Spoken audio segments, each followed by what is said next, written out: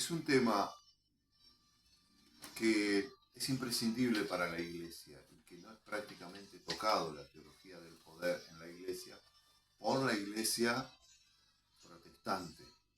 Sí, la Iglesia romanista, católico, apostólico romana, tiene mucho desarrollo sobre eso porque tienen 1700 años de ejercer poder en distintas formas y maneras, independientemente del juicio que nosotros tengamos, que si lo han ejercido bien a favor del reino o no, darán cuentas a Dios, pero tienen mucha experiencia en esto. Ahora, para la Iglesia reformada, la Iglesia protestante, es relativamente nuevo, de hecho es bastante desconocido para muchas denominaciones, la necesidad de indagar sobre los distintos factores del poder de Dios, porque ese poder está en la Iglesia, y la Iglesia no se compone de algo etéreo, la Iglesia somos nosotros. Si los distintos factores del poder de Dios en el marco del propósito de Dios está en la Iglesia, y nosotros somos los componentes de la Iglesia, ese poder está en nosotros.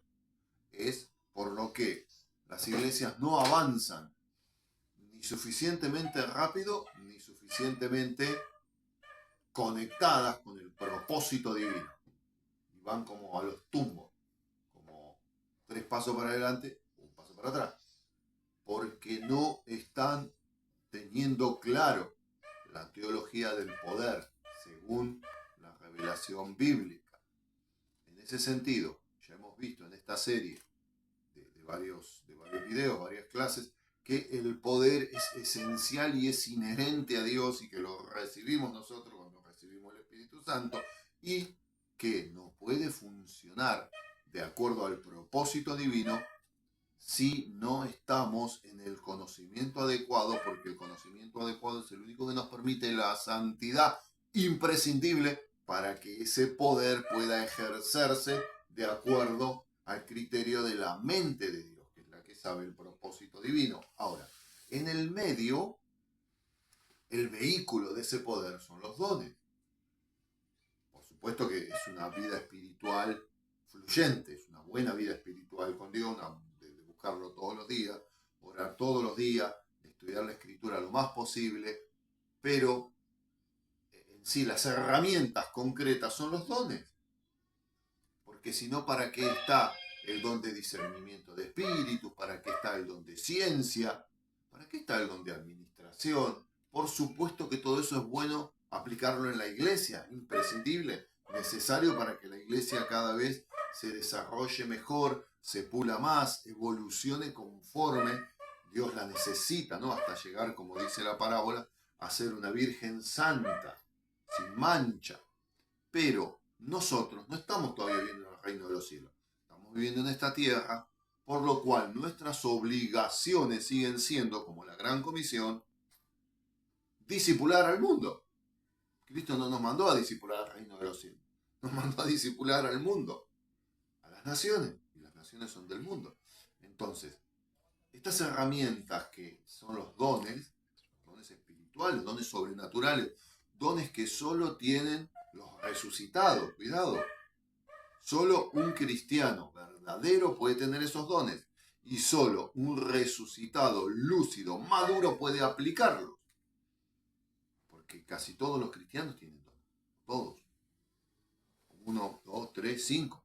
Es más, Pablo dice que, hablando de la profecía en este caso, que también es un don, porque la gente normal no está profetizando de parte de Dios, no está hablando de parte de Dios, que es bueno y que si uno lo considera puede pedirlo a Dios.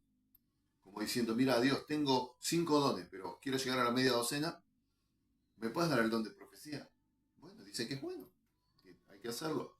Y en ese sentido se interpreta que cualquier don que la persona necesite, por ejemplo, hermanos que están en actividades políticas necesitan el discernimiento de espíritu, absolutamente.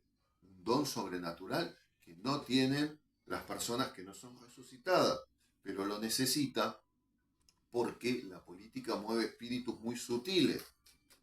Espíritus como por ejemplo ahora tenemos un presidente en la República Argentina que es una persona que tiene un complejo esquizofrénico importante y sin embargo el tipo de espíritu, el tipo de discurso, el tipo de seducción que logró hacer, hizo que el 55% de los argentinos votaran a una persona que tiene un cuadro clínico patológico.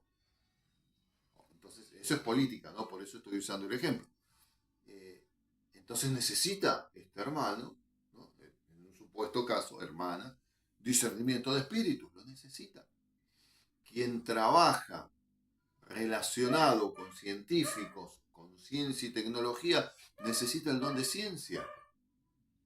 Lo necesita para que el reino de los cielos pueda gobernar sin tropiezo en esa área.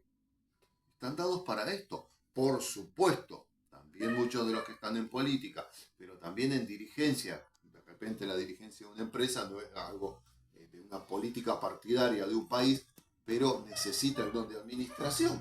Es CEO de una compañía, gerente general, necesita supervisor, necesita ese don.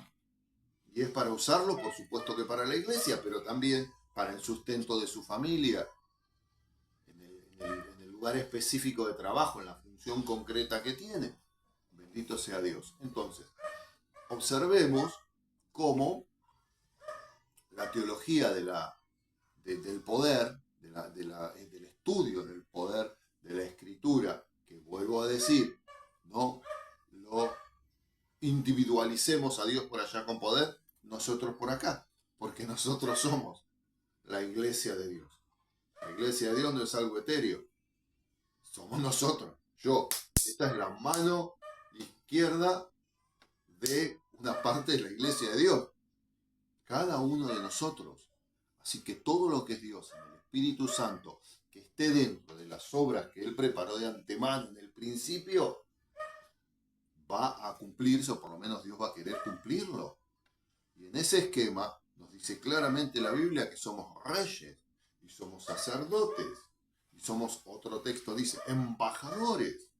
Entonces, necesitamos comprender claramente la teología y la revelación, porque todo lo que es teología de Dios es revelación de el poder, para poder colaborar, como dice la Escritura en Hechos de los Apóstoles, cooperar con el Espíritu Santo hacia el pedacito del propósito divino que nosotros tenemos que cumplir, tal vez ayudando a presidentes, tal vez colocando hermanos como ministros de justicia, ministros de desarrollo social, para que se cumpla la Escritura. Dice que cuando el justo gobierna, el pueblo vive reposadamente, el pueblo vive bien, pero cuando el injusto gobierna, el pueblo sufre.